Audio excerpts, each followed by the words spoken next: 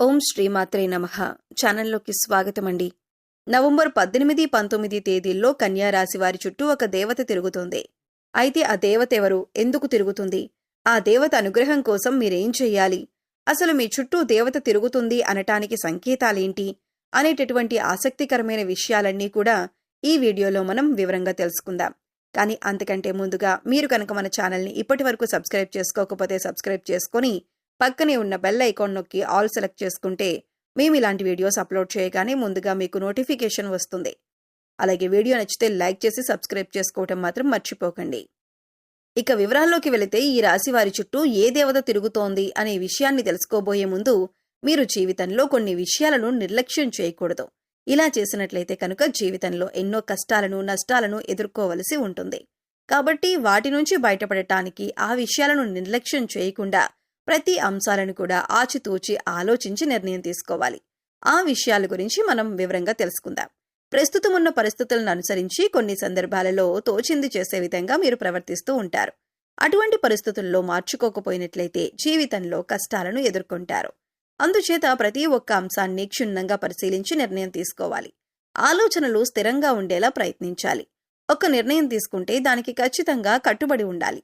ఈ అంశంలో మీరు మీ ప్రవర్తనను సవరించుకుంటే కనుక జీవితాన్ని ఆనందదాయకంగా మార్చుకోవచ్చు. ఈ రాశి వారికి జీవితంలో ఒడిదుడుకులు ఎక్కువగా ఉంటాయి. అలాగే అధికంగా శ్రమించి తమ బాధ్యతలను నిర్వహించి ఉన్నత స్థానానికి చేరుకుంటారు. ఈ రాశి వారికి మంచితనం, మానవత్వం అధికంగా ఉంటాయని చెప్పొచ్చు. ఇతరుల కష్టాల్లో ఉంటే ఖచ్చితంగా ఏదో విధంగా సహాయం చేయాలి అని అనుకుంటారు. వీరి దగ్గర ధనం ఉన్నా లేకపోయినా ఎదుటివారు కష్టాల్లో ఉంటే మాత్రం సహాయం చేయటానికి ప్రయత్నిస్తారు.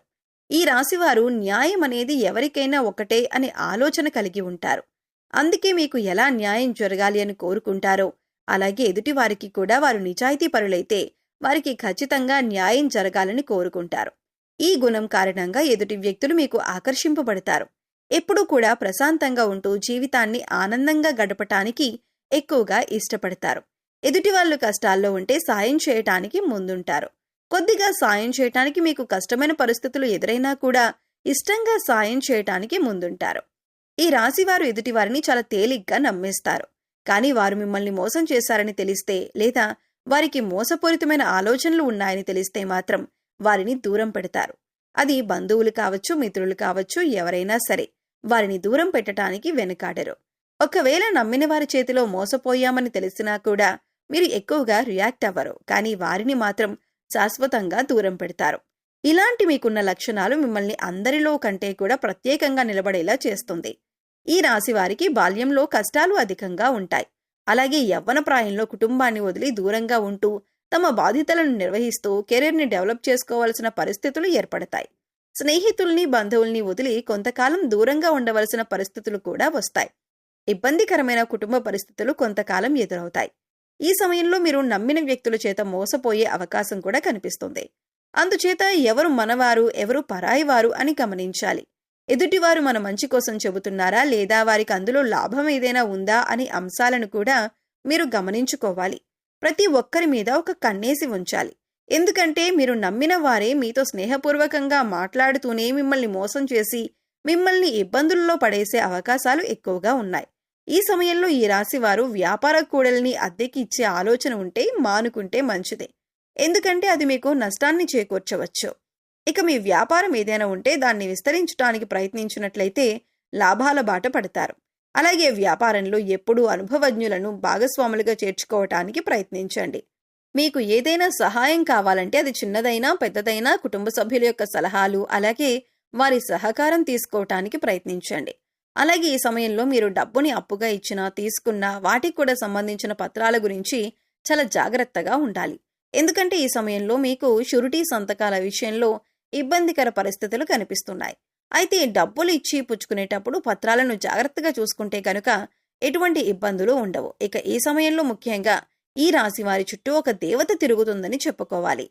దీనికి గల కారణం మీరు ఇతరులకు నిస్వార్థంగా సహాయపడే విధానం కావచ్చు, లేదా మీ నిష్కల్మషమైన మనసుతో అమ్మవారిని పూజించిన విధానం కావచ్చు, మీ దయాగుణం, దానగుణం కావచ్చు. వీటి కారణం చేత అమ్మవారు ప్రసన్నమై మీ వెనకాలి ఉండి మిమ్మల్ని నడిపిస్తున్నారు.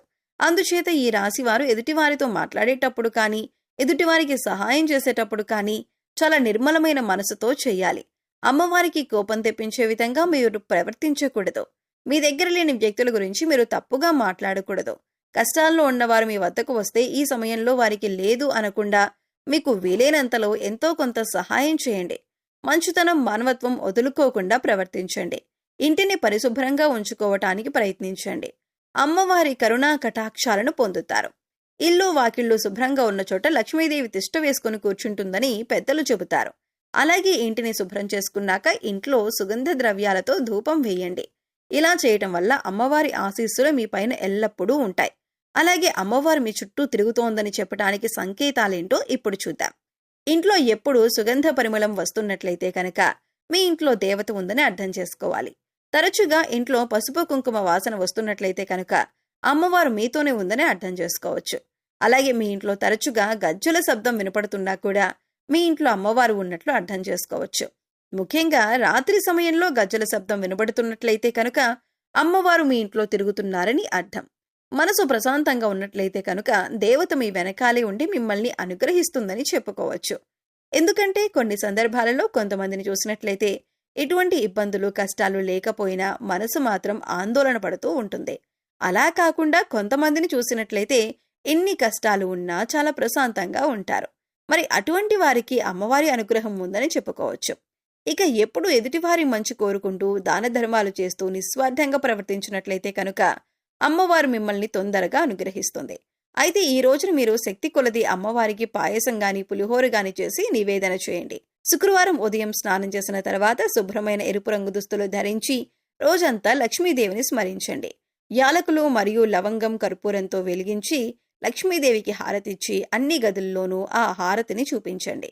ఇలా చేయటం వల్ల మీ ఇంటి నుండి అన్ని రకాల ప్రతికూలతలు తొలగిపోతాయి.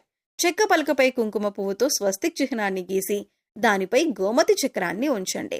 తర్వాత దానిపై శ్రీయంత్రాన్ని ప్రతిష్ఠించి పూజించండి. పూజ తర్వాత గోమతి చక్రాన్ని మీ పర్సులో లేదా డబ్బు దాచుకున్న ప్రదేశంలో ఉంచండి. ప్రతి మంగళవారం ఈ విధంగా చేయటం వలన మీ సంపద పెరుగుతుంది. అలాగే మీరు కెరియర్ జీవితంలో విజయాన్ని పొందుతారు. అలాగే మీరు ప్రతికూల శక్తుల నుండి బయటపడటం కోసం ఇంటి గుమ్మం దగ్గర ఆవు వస్తే ఏదైనా మీకు శక్తి కొలది గ్రాసం పెట్టి 3 ప్రదక్షిణలు చేయండి. భిక్షగాళ్ళు వస్తే వారికి ఏదో ఒకటి ఇచ్చి పంపండి. కానీ ఊరికి ఏమీ ఇవ్వకుండా పంపొద్దు. వారానికి 3 సార్లైనా సాయం సంధ్యా సమయంలో ఇంట్లో వ్యాపార సంస్థల్లో ధూపం వేయండి.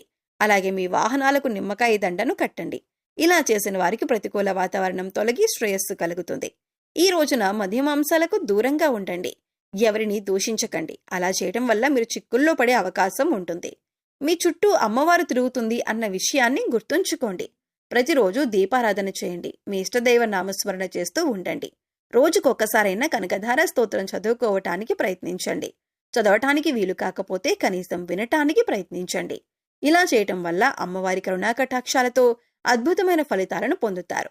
సో చూశారు కదండి, కన్యా రాశి వారి చుట్టూ ఏ దేవత తిరుగుతుంది, ఈ రాశివారు ఎటువంటి ఫలితాలు పొందుతారు, అలాగే మీ చుట్టూ ఉన్న దేవతను ఏ విధంగా గుర్తించాలి, దేవతను ప్రసన్నం చేసుకోవటం కోసం మీరు ఏ పనులు చేయాలి అనే అంశాలను ఈ వీడియోలో మనం వివరంగా తెలుసుకున్నాం కదా. ఈ వీడియో మీకు నచ్చినట్లయితే లైక్ చేయండి. మీ ఫ్రెండ్స్ అండ్ ఫ్యామిలీ మెంబర్స్లో కన్యా రాశి వారు ఉంటే వారితో ఈ వీడియో షేర్ చేసుకోండి. అలాగే ఇప్పటి వరకు మన ఛానల్ని కనుక సబ్స్క్రైబ్ చేసుకోకపోతే సబ్స్క్రైబ్ చేసుకొని పక్కనే ఉన్న బెల్ ఐకాన్ నొక్కి ఆల్ సెలెక్ట్ చేసుకుంటే మేము ఇలాంటి వీడియోస్ అప్లోడ్ చేయగానే ముందుగా మీకు నోటిఫికేషన్ వస్తుంది. మరో చక్కటి వీడియోతో మళ్ళీ కలుద్దామండి. ఓం శ్రీ మాత్రే నమః.